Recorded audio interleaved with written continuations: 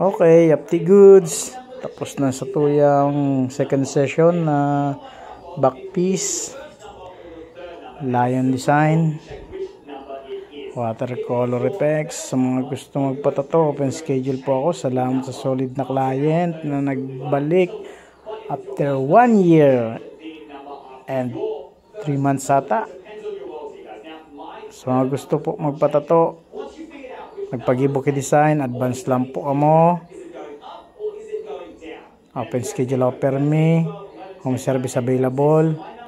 Salamat sa mga solid na nagsuporta kan sa tuyang hanap buhay.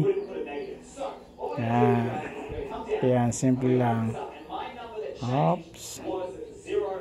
Tapos shot. Ang rustig po na. Tingnan ko na. Salamat sa solid na client. Salamat. Bye-bye.